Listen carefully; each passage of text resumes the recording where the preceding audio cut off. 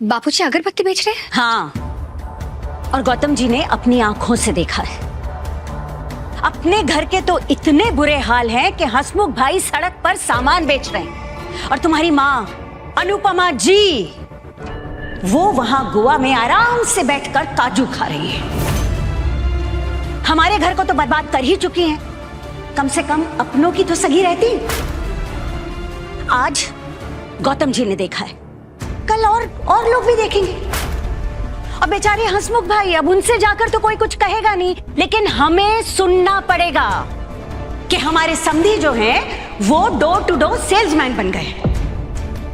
वैसे तो बिना बात मायके चली जाती है। अब जाओ और जाकर अपने बापूजी को समझाओ कि हमारी इज्जत मिट्टी पलित ना करे। तुम्हारे बेसिक्स थोड़े वीक है, मैं समझाती हूँ।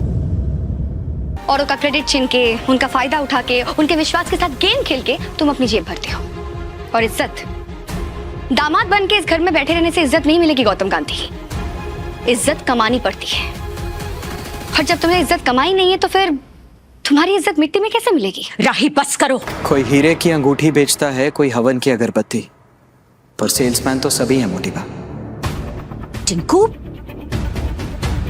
दुकान की लोकेशन और सामान की कीमत में फर्क है, पर काम तो एक ही है। फर्क सिर्फ इतना है कि आप अपनी मर्जी से कर रही हैं, उन्हें मजबूरी में करना पड़ रहा है। तो वो काम छोटा कैसे हो गया मोटी?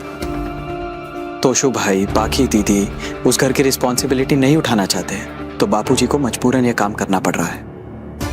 हंस स्ट्रगल कर रहा है, माई की जॉब चली गई, ईशानी कोशिश कर रही होगी। कम से कम उस घर में उन लोगों के पास कुछ काम करने का, काम देखने का कॉन्फिडेंस तो है। मेरे पास तो वो भी नहीं रहा।